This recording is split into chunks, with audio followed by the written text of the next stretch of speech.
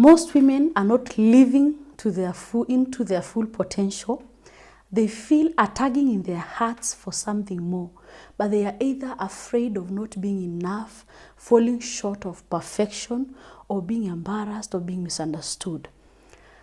Most of us as women, we are taught to play small, but born with a heart with so big dreams. Rachael Hollis, Girl, Stop Apologizing.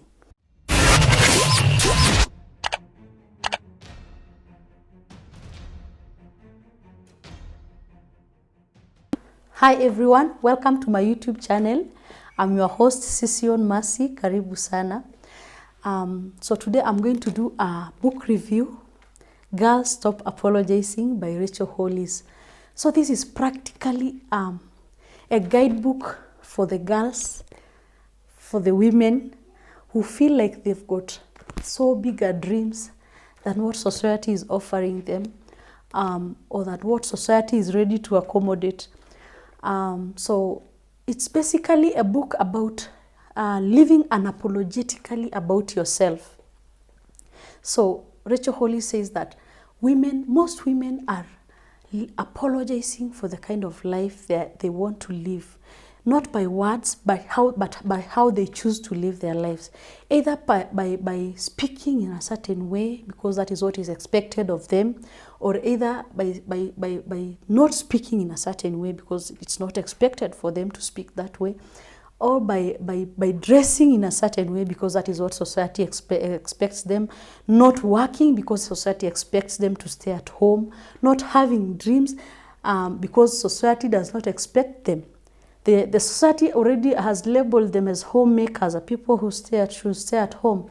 So Rachael Hollis herself, this book is basically about 3 parts. She's divided the book into 3 parts that she says were the things that helped her achieve her goals, that the things that helped her stop apologizing and start living life to realize her full potential.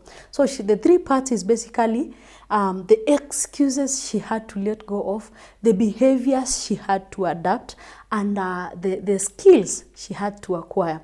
So I would really, if you're that person, if you're that woman who feels like you're trapped, who feels like you need to justify for every time you want to achieve your dreams, this is the book for you. You should read it. I think every word for me makes sense. Actually, as I was reading it, it was like Rachael Hollis was speaking to me. But I would really advise you to buy this book and read it. I'm just going to share a little bit of it, but there's a lot you can learn from this book. I'm simply going to share at least 3 excuses, 3 behaviors, and the skills. So the first excuse that I really related with was the first excuse that we women give ourselves is that is not what other women do. So how many times have you stopped doing something that you really felt like it's what you really wanted to do, simply because you want to conform, simply because you know this is not simply because you've been brought up and taught that this is not what other women should do? Have you been taught that women should not speak in the presence of men? Is that why you're fearing? Is that why you're suppressing your dreams? Is that why you're killing your dreams? Because you are afraid to speak in front of people, you are afraid to speak up, you're afraid to talk to someone, you're afraid to air your voice, to speak up. So shake off that. Stop you. That is an excuse. It's an excuse for you. You should stop doing. You should get rid of that excuse. The second excuse is, I have no time. So girl, how much do you want to achieve? It all narrows down to how badly you want it. If you want it, you'll make time for it. You don't have time, you make time. So she says that you should give up something. You will never have something you don't have if you don't give up, if you don't do something you've never done. You have to give up something. What have you given up to work for your dreams? Have you given up that TV remote? Have you given up on that social time with your friends? Have you given up? You have to give up something. It's a trade-in. You have to give up something. You have to create that time for your dreams. So the third excuse is, what would they think? I think the biggest weaknesses we have as women is we are always seeking for approval. You always expect, the first thing you would want to hear is if someone has approved on an idea that you have. And I would like to tell you something. Your own dreams only make sense to you. They don't have to make sense to anyone else. So stop seeking validation.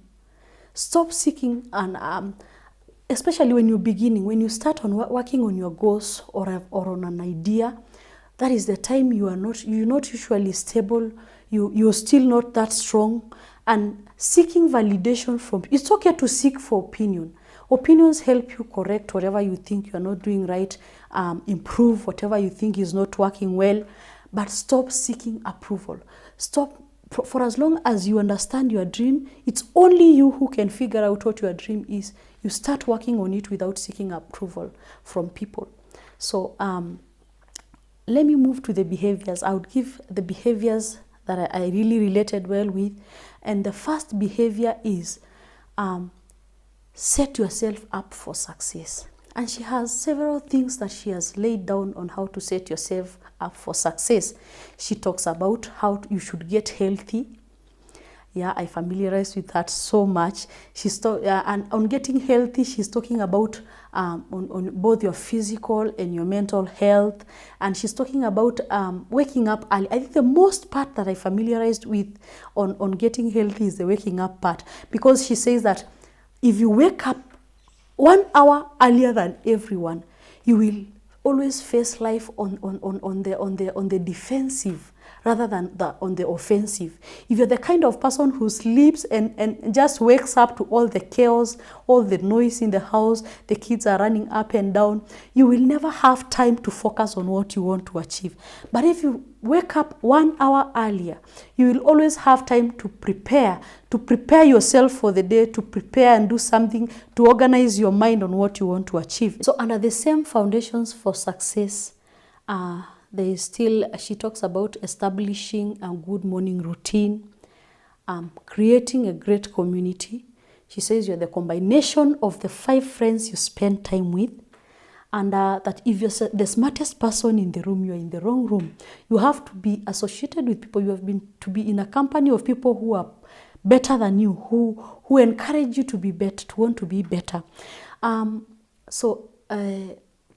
The other behavior that she adopted, that I familiarized with, what you have to learn. She learned to say no.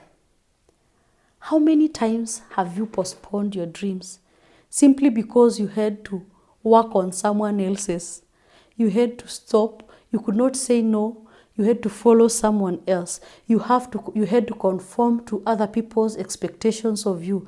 They expect you to show up every time they call you. They expect you to show time every time they have a place to go. You had to postpone your dreams. You had to put your dreams aside to help them work on theirs. So learn to say no and work on your dreams and focus on your potential. So and focus on what you had to work through. So the skills, I really found it hard to select which one is better than which one, because they all were okay. She had to acquire leadership skills. You have to learn to be a leader. Don't be so quick to anger. Listen to people. And she had to acquire a skill of being effective. You don't just go, you don't touch on your dreams like nothing. You have to take time and work on them and make sure you are effective on them. I really familiarized with that. It's a challenge for all of us. She had to work, she acquired consistency. You don't show up today and then the next day you're nowhere to be seen. You have to be consistent. You have to if you decide that this is what I want to achieve, you have to keep being consistent. And I cannot tell you which part of this book is the best, because each and every part of this book for me worked. Like I really identified with every word Rachael Hollis said to say. So this is the book for you. Go buy it, go read it. It's life-changing. Thank you so much for your time. Thank you for taking your time to watch my content.